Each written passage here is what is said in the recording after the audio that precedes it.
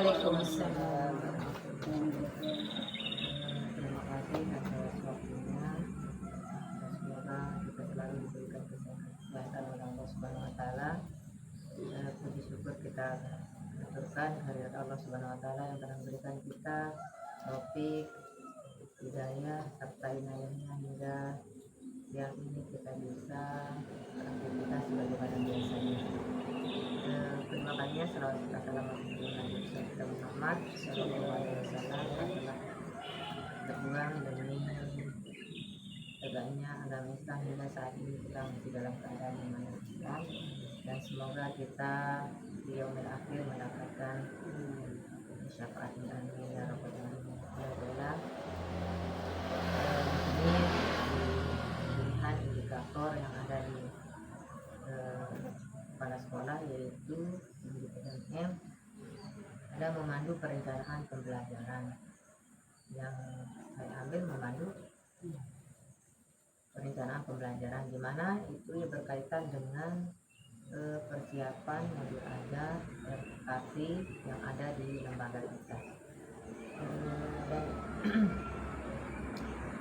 rencana kerja tahunan itu asal dari akas yang sudah kita buat pada rapor pendidikan. Disitulah kita menyusun rencana kerja tahunan kita, di mana salah satunya itu membuat program pembelajaran satuan pendidikan. Salah satunya yaitu membuat program semester, program mingguan, dan program harian. Di mana program-program yang akan kita buat itu sudah dicantumkan pada KUSP yang sudah kita susun dan sudah direvisi oleh pengawas. Jadi di situ pada KUSP tersebut sudah tertera pencapaian perkembangan anak-anak yang ingin kita capai. Melalui capaian perkembangan itu dituangkan dalam program mingguan atau yang biasa ibu guru semua buat, yaitu berupa modul ajar, di mana modul ajar itu terdiri dari informasi umum, ada identitas, ada tujuan pembelajaran, terus deskripsi umum kegiatan, alat dan bahan, dan sarana dan prasarana. Isi dari modul ajar yang kedua yaitu membuat peta konsep itu maksudnya di situ ada subtema dan ada tema dan subtema. Nah, di situ kita bisa membuat peta konsep selama 1 minggu kegiatan yang akan kita realisasikan setiap harinya pada kelas masing-masing. Dan yang ketiga yaitu RPPM, rencana pelaksanaan pelaksanaan mingguan. Dari peta konsep itu kita bisa membuat RPPM atau rencana pelaksanaan mingguan. Nah, di situ sesuai dengan tadi tujuan umum yang pertama, ada tujuan kegiatan yang ingin kita capai, anak dapat membedakan pelatihan sesuai dengan kegunaannya. Nanti di sini akan dapat. Nah, di sini sudah terlihat tujuan kegiatan yang ingin kita capai pada RPPM tersebut dalam 1 minggu. Ini ada 3 tujuannya dan bisa dibagi ke beberapa hari, yaitu dari hari Senin, Selasa, Rabu, Kamis, Jumat, dan Sabtu. Nah, di sini di RPPM ini sudah dituangkan sama ibu-ibu dari hari Senin sampai dengan hari Sabtu. Dengan kita adanya modul ajar ini atau RPPM ini, sehingga kita begitu kita akan mengajar tidak merasa dilabakan atau merasa ngambang untuk melaksanakan kegiatan serta untuk mencapai tujuan pencapaian perkembangan anak pada hari itu. Jadi saat mungkin ibu guru tidak bisa masuk, nanti ibu guru lain bisa mewakili untuk mengajar, bisa dilihat dari RPPM. Nah, di sini kelihatan udah jelas apa yang ingin kita lakukan, apa media apa yang harus kita persiapkan, terus capaian perkembangan anak sudah kelihatan di sini. Itu lebihnya kita membuat RPPM, jadi setiap pencapaian perkembangan anak bisa kita tahu sampai seberapa capaian yang akan kita dapat. Selanjutnya yang setelah di RPPM itu ada asesmen penilaian, di mana di sini asesmennya berupa pencatatan checklist atau membuat rangkuman penilaian berupa bentuk BE seperti contohnya BB, MB, BSH dan BSB. Nah, seperti itu. Jadi nanti kemampuan yang akan kita ingin capai tinggal ditulis di sebelahnya sesuai dengan apa yang sudah dicantumkan pada RPPM tersebut. Jadi setiap perkembangan anak mulai dari pembukaan hingga penutup, di situ ibu guru sudah tahu capaian seperti apa, siapa yang belum berkembang, siapa yang sudah berkembang sesuai dengan harapan dan sebagainya. Nah, dari modul ajar yang kita sudah buat dan persiapkan ini sebagai acuan kita juga untuk menulis pada rapor hasil pendidikan anak-anak.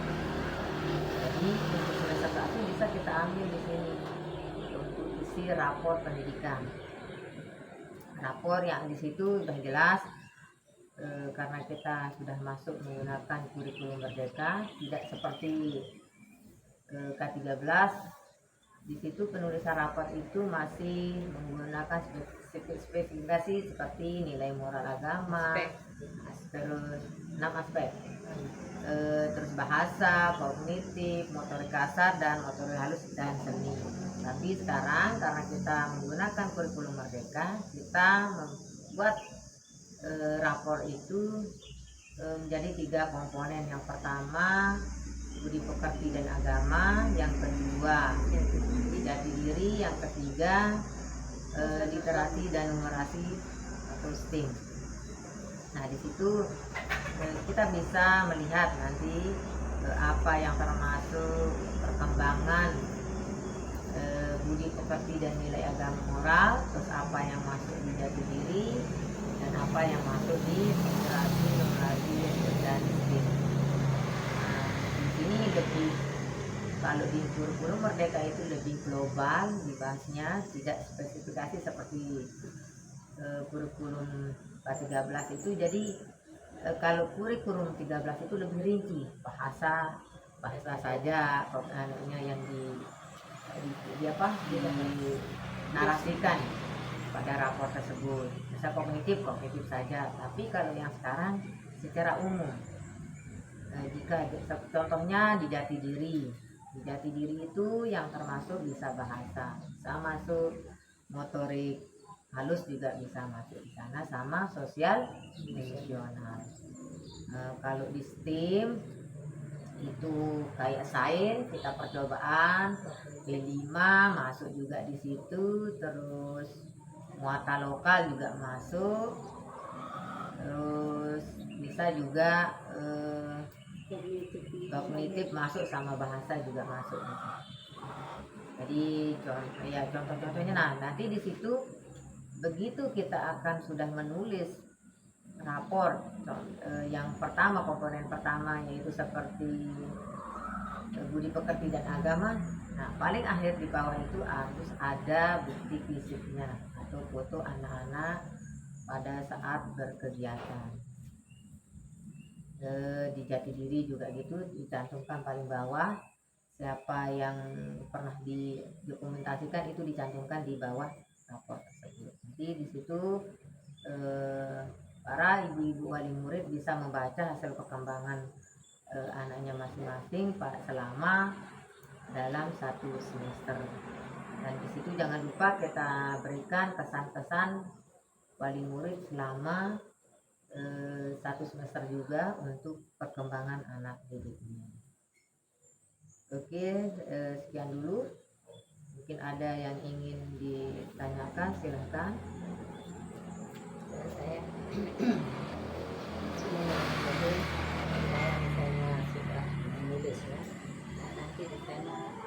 ada ini seperti kegiatan agama. Nah, kegiatan agama itu misalnya saat sholat ya kita melakukan. Jadi salah satu anak atau dua orang anak itu dia sudah lancar sekali baca tahiyat, baca yang panjang-panjang itu pokoknya dalam sholat. Nah, apakah itu saja yang saya akan tonjolkan atau yang lainnya? Ya, sesuai dengan perkembangan anak masing-masing, siapa yang paling menonjol itu yang sudah tuliskan di rapor. Nah, sekiranya dia masih butuh, berarti artinya yang lain itu masih membutuhkan bimbingan, masih perlu mendapatkan bimbingan.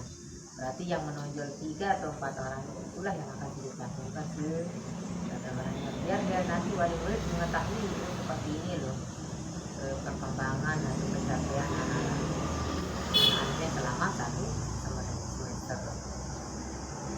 Jadi tetap dicantumkan mana yang menonjol, mana yang kurang, tapi tolong dibahasakan, namun masih perlu bimbingan dalam. Itu jangan lupa. Sekian berapa sekian anak ya? Masih kita pakai namun Ya, bisa juga kita langsung perlu bimbingan juga bisa. Masih perlu bimbingan ya, masih perlu bimbingan dalam apa konsentrasi kah, praktek sholat dengan baik kah. Tapi kalau praktek sholat dengan sempurna kayaknya belum bisa karena kita masih prasekolah. Palingan ya konsentrasi, ya kan? Gerakan-gerakan yang sederhana sama cara melapaskan. Ada lagi?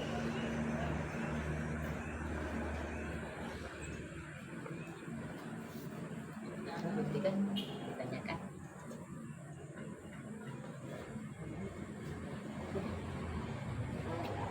Nanti kalau memang sudah cukup kita akhiri, dan tolong jika modul ajarnya sudah selesai diketik, mohon nanti ditaruh di atas meja di meja saya untuk ditandatangani dan kita diterima. Sekian, saya ucapkan banyak terima kasih. Mohon maaf atas kekurangan dan kesilapan saya. Wassalamualaikum warahmatullahi wabarakatuh. Waalaikumsalam warahmatullahi wabarakatuh.